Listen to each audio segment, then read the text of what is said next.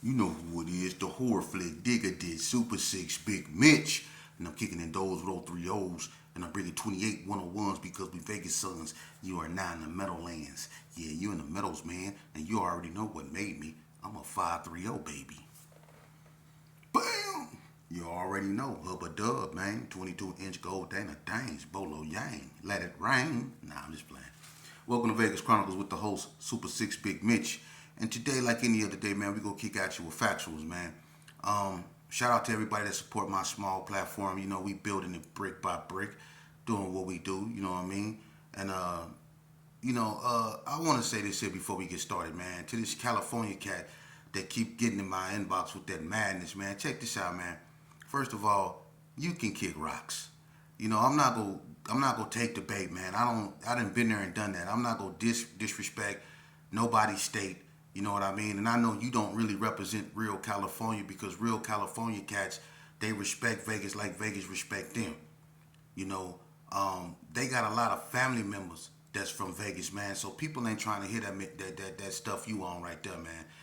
And you know what? It's people like you, and I promise you, it's people like you that 9 times out of 10 you can't even go back to your own neighborhood, and then you probably did something out there that got your name tarnished. You know what I mean? But you want to come and you want to create ruckus and all that old bull crap, man. Go on, man. People too old for that, man. You know what I mean? If you ain't part of the solution, then you are part of the pollution. So go on about your business, man. I'm not gonna even let you come on my platform and start nothing, man.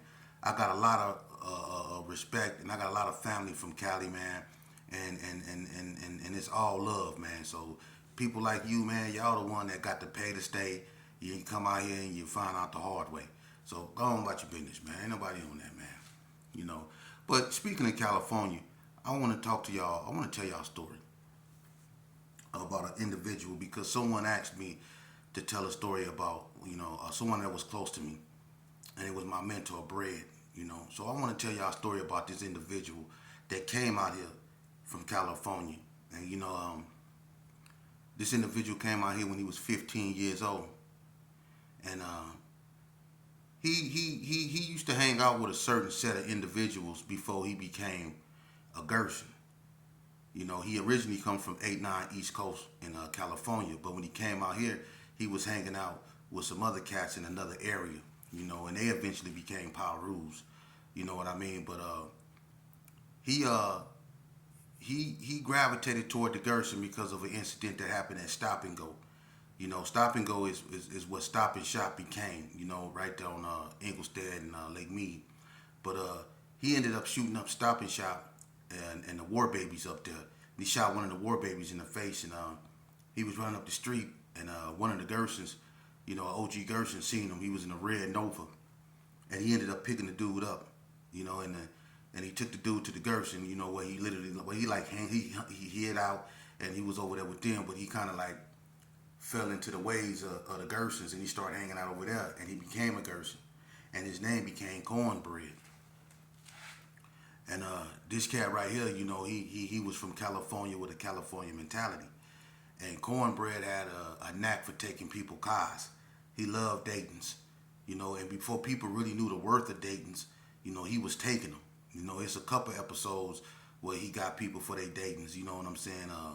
PK, Cosmos from the coast. He got a few dudes for their Dayton's. Big C from California, your farm dog. I was with him when he got Big C for his rims, and Bread was real known. He was a hothead, and he didn't popped a few people. It's a lot of people that they feared him and they respected him because Bread was one of those dudes that developed a reputation that he stood on business. But I'm gonna tell you something because I was with him ever since I was 12 years old. It was a side of Bread that a lot of people didn't know about. Bread was very intelligent. He read the word. He listened to Curtis Mayfield. One of his favorite songs was Little Child Running Wild or Freddie's Dead. But he always was an intellectual type of person. And he was emotional too. He used to cry a lot, whether it was because of frustration, because he stayed on the run. He was always putting in work. And he was wondering why he was a part of a big old neighborhood and everybody wasn't participating Because it seemed like, and I was with him, like back in '89, 88, what I'm saying? Bread was really out there, and his name was ringing, and everybody knew that. And he was taking it to everybody. He wanted everybody to know that it was Gerson with him. He wanted everybody to know it was Cornbread. He was putting in work, you know. But, one thing about Bread, he was also, he was a womanizer. Bread also, he had women, and Bread used his reputation to get what he want. People know, if he get at you, he go get at you. People knew Bread. But I'm gonna tell you something. Growing up under him, man, one thing I witnessed firsthand was a lot of inner hatred because that man was putting in so much work. At one point, he was literally carrying the G's on his shoulders. All you heard was his name. A lot of G's was getting locked up, a lot of Gerson was getting locked up, and then a lot of them just wasn't participating. And Bread used to sit back because he had children. He had children over there in Sydney Sioux. Then he had children over there, a son over there in Paru Turf by one of my relatives. I used to go over there with him. We used to creep over there in Paru Turf to see her, Melissa, and his son Cameron. Or we'd be over there in Sydney Sioux up there seeing Tessa. He had a daughter named Anastasia by her.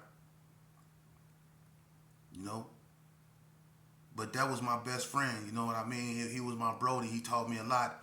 He brought his brother out here, Lil Bread, And, I'm not going to get into that right now. Me and Lil Bread is a whole nother story. But right now I'm going to focus on Big Bread. Because, that he taught me a lot. He knew my moms. He knew my family. And one thing Bread did that people didn't know is that Bread made me go to school. Even though we was out there doing wrong, and I probably shouldn't have been up around him because he was much older than me. He took care of me. He made sure I was okay. Even though we was doing wrong, he made sure I went to school. He made sure that I didn't disrespect people. He made sure that I had, I respected myself. He was like a big brother to me, man. And that's why I speak so highly of him. Not because of the wrong that he taught me or the wrong that we did, because of the good that I seen in him, and he was a good dude, you know what I mean? We were all doing wrong, but he was a good dude. But like I said, Bread was a womanizer, and it was a side of him that I seen that I didn't too much, I don't, people, you never know what a person going through, so I never questioned him when he did what he did. But Bread used to flash, he went through a lot. I remember when he used to go with Girl Bug, Bread used to go through stuff with her. You know what I mean? When he used to go with Zena Mingo, when he used to go with Denise, when he used to go with Cassandra, especially Cassandra over there in Carry Arms, you know what I mean? Brad been through a lot, with Melissa, Shelby, all that. He been through a lot, man. But like I say, he was a womanizer, man, and I done seen Brad do some things that I didn't approve of. I'm not going to get in that, but it was some things that Brad did that I didn't approve of. But I'm going to tell you something, what goes around comes around, and he was no exception. All that work that he put in, and everything that he was known for, it all came crashing down. One incident that should have slowed him down involved him and a few more, little Gersons, right? They decided to go to this party that the Valley Views was throwing. I think over there in the little Carry Arms. And, Bread being arrogant, and, people being scared of him, when he found out about the party, they went over there. I guess he was with a couple more individuals. They go up over there. And they say Bread went up in the house. They had ribs and barbecue and all that stuff up in there. Say Bread went in there and asked them how they go throw a party up over there in his neighborhood and don't invite them. So Bread went up in there, went in the kitchen, and I guess in the oven, they had the oven open or whatever and had barbecue and all that. Bread reached down there and got him a rib and started eating the rib up in the house. Well, one of the dudes from Valley View shut the door, right? But this the weird part to me. Now, it's all over with and people that moved on, but this, I never understood this. Bread went in that house with other people, right? When that Valley View dude shut the door, right? And he started busting How Bread the only one get shot, to get wet up like that? Bread the only one got wet up. Everybody else got out the house. How y'all get out the house when he shut the door? But Bread couldn't. How y'all get out that house and Bread couldn't? When it was all said and done, Bread was stretched out, and the girl say she didn't want him, being unalived in her house, so they picked Bread up and threw Bread out the back door like he wasn't nothing. But what the people that was with him at? Where they go? See, Bread got what up real bad. His arrogance caused that to happen to him. His arrogance. So now he crippled. Now he got a limp. Now he ain't the same Bread he used to be. See, that was a warning right then and there that it was time to stop, but he didn't heed to it because Bread couldn't stop being who he was. That's what Bread was, through and through. I was with him. Don't too many people know him better than me. I was with that cat ever since I was 12 years old, man. I stayed with him when he was with Jim Brown, the American program. We all had on Sidewalk University hats when Bread had the white Astro van. We stayed way out there at Pyramid Apartments that Jim Brown got for him. I used to be with him every day. So I knew his mentality. So after that happened to Bread still wouldn't stop. He still would. And remember I told you he was a womanizer. He was. Bread treated women like dudes. They make him mad. Bread put hands on him. He didn't care. That's how Bread was. He had this rage up in him. And it came out a bunch of times with me. I seen him. You know what I'm saying? How he did, and when he got mad and how he acted. You know what I mean? So I never thought it'll come back on him like that. But that arrogance, he got wet up. He should have slowed down, but that didn't slow him down. And then one day, I don't know what happened, but there was a few incidents that went, there's so much stuff going on in the streets of Vegas at this time. His name came up in something that turned out not to be true. But nevertheless, Bread was on the phone at home. It was like 2 o'clock in the morning. He was on the phone. And a female came and lured him outside. And he was at home by himself. Wasn't nobody there with him. And like I say, he was crippled. He couldn't run or nothing. But a female came over there. And she wanted him to come outside. He was upstairs on the phone. Told her to give him 5 minutes. It took him a minute to get downstairs because he was crippled. But when he got downstairs, he opened the door and he came outside. And I guess where she was standing at was in the grass area. So he had to walk off, out the house, past the porch over to where she was. And when he did that, somebody was waiting on her around the corner. And when he stepped out, somebody came from around the corner. And I guess the girl seen him and she ran, but Bread couldn't run, but she could. And she ran and got away, and Bread couldn't. And Bread was unalive right then and there. He was lured out the house by a female. It's always a female that get you to put your guard down. It's always a female that start wars. It was a female, see? And Bread was a womanizer. Cold game, huh? For a dude to put in that work, that amount of work, and be known for some of the most atrocious things. When it came to putting in work, when it come to the top 10 of dudes that ever put in work in Las Vegas, Cornbread name is in the top 10. Easy. Ask anybody from anywhere. You can't mention putting in work. I don't care where you from. If you like them or hate them, it don't matter where you from. You cannot talk about putting in work without mentioning Bread name up in that top 10. Anybody will tell you that. But to go from that to being lured outside by a female and end it like that tells you about this game, man, and why it shouldn't be played. And I want to take this opportunity also, man, because it seems like we can't catch a break. I want to send shout out and to the condolences to all the families affected.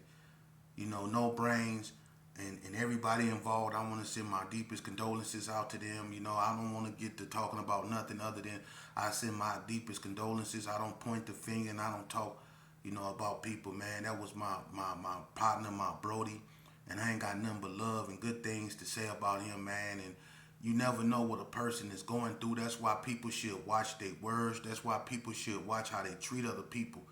Because just because people keep a smile on their face and just because people seem like they easy going, you never know what a person is going through, man.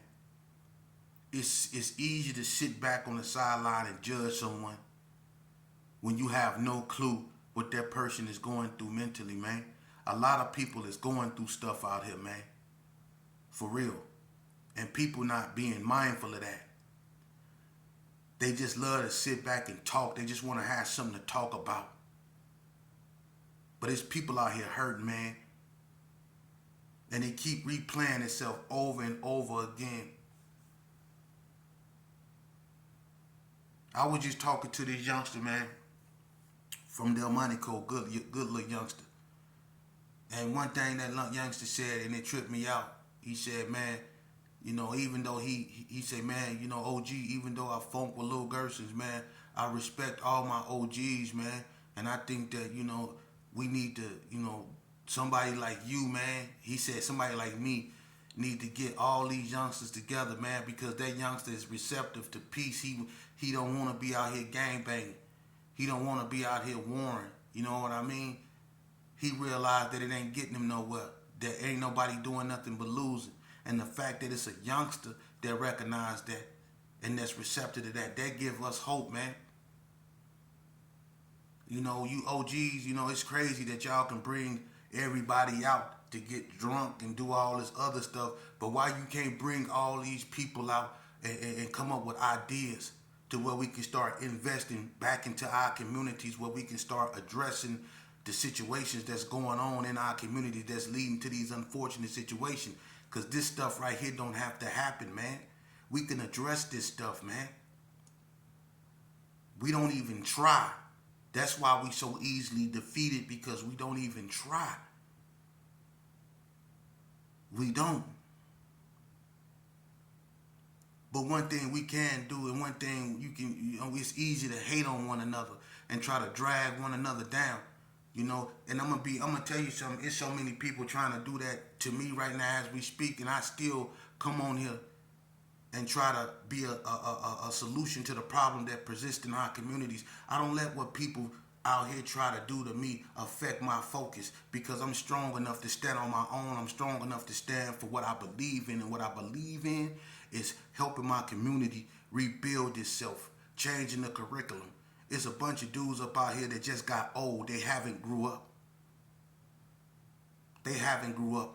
They want to sit back and blame their failures on a racial injustice system. They want to blame everything that's going on in their life on people that ain't got nothing to do with their life. They want to sit back and they want to talk about other people's misfortunes and failures. They don't want to focus on their own, because focusing on their own is too much, because they won't be focusing on nothing. You see? So they don't want to look at themselves. They rather look at you and point out your fault, your failures and your faults and stuff like that. And that's what's wrong with people. And that's why people keep falling on their face, because they too focused on other people and not focused on where the heck they going. That's what's wrong with us, man. And you got people up out here that's losing their children. You got people out here that's losing their brothers. You got people up out here that's losing their loved ones, period, man. And ain't nobody receptive to that. Ain't nobody receptive to none of this, man. Because it's just something else to talk about. And that's sad. That's sad that Las Vegas has become a trash bin like this, man. We have completely lost our identities because Vegas didn't get down like this. We actually cared about one another, man. We actually cared about one another. Y'all kill me, man. I mean, excuse my French. Y'all. This is crazy, man. Y'all, this is crazy. This is crazy, man. Y'all quick to bring one another out to drink and put on that your fake jewelry and get in pictures and show your gray hair and all that old stuff. But you won't come together to get your kids out the street. You won't come together to teach these youth why they shouldn't join gangs and head down the road that you survived. God left you here to be an example, to teach these youth why they shouldn't join gangs, but instead of taking the blessing that God gave you, you just look at it as a normality. You survived the storm, and so you just go get out the way and continue to do what you do in secrecy. But you're not gonna clean up your mess. You gonna leave these youngsters out here and all they filth and they shame, and let them just take the same route you took, and you just go stand over here like they not being unalived out here. That's a goddamn shame, man. You ought to be ashamed of yourself, man. For real. That's why we don't have no political power anymore. That's why everything on the historical west side has been bought up. You know, everything is so fake now, man. It is. It's so fake. And I come over here and I make video after video, but to no avail. You sweep me under the rug and then tragedy happens. And then you wonder why. You wonder why. Is this the stuff we go continue to cater to? Is this what we want our children to grow up and see? When we go grow a backbone as a people, when we go wake up and say this enough is enough, man. When we go start doing that, when we go stop criticizing the ones that do wake up and say enough is enough. Because when people wake up and they go against the norm and they start calling, us out on our BS, we want to shout them down and label them all kind of stuff. We want to do that. We want to do everything other than look in the mirror. But you know what? The situation ain't getting no better. We're going to be forced to look in the mirror, because this stagnation ain't going nowhere no time soon. We gonna stay stagnated until we look in the mirror, until we decide to grow a backbone, until we decide to take the initiative and do something for ourselves, to help ourselves out the mess that we made, that we put ourselves in. I salute to the people out there that's trying to make a difference, the HPs. I salute the people out there that's trying to, bring awareness to what's going on in our communities and trying to bring about solutions to fix them. I salute people like that, man. But it ain't enough of them. It's not enough of them. It's not. All them people that y'all can bring together to come to the club to celebrate idiotic things, y'all need to bring them same people together, minus the drinks, minus the egos, and we need to come together and come up with ideas so we can get our kids out these streets, because that's the problem. That's the problem. Let's do that.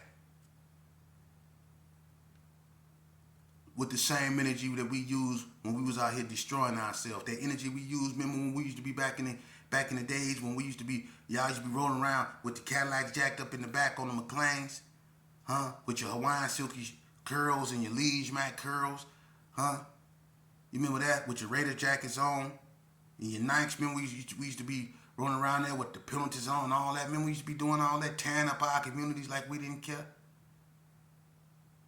Remember that? Remember all that energy we was using, being nuisance? Let's use that same energy in reconstructing and rebuilding our community. Let's use that same energy. What happened to that energy we was using to destroy ourselves? Let's use that same energy to rebuild our communities. Let's use that same energy we was using to go at one another, to go at these youngsters, to get them out the street. So law enforcement don't have to do it. So we don't have to be protesting because something went wrong when they did it. Let's take the initiative and get our own kids out the street. We the first form of authority they knew of. Your kids is never gonna respect authority if they don't respect their parents. You're the first form of authority your child would know of. And it's your job to instill that type of discipline and respect in them before they leave the house. But if that's not there,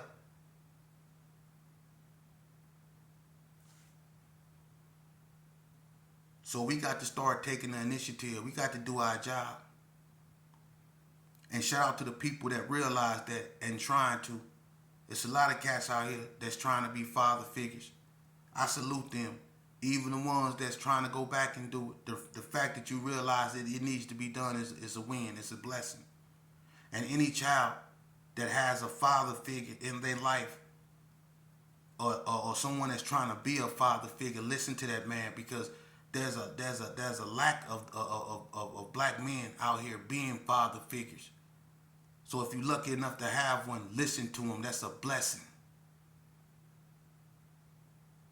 For real. It's a blessing. And if y'all, and you young, and you old heads out here, y'all need to start being more mindful of your words and what you say on these platforms, man, because the youngsters is listening. And a lot of what y'all say and do, it still have powerful impacts and influence over these youngsters. And a lot of y'all need to be held accountable for what y'all say, because a lot of y'all still act like y'all 25 years old and got something to prove. And that's sad. Haven't we lost enough? Haven't we lost enough?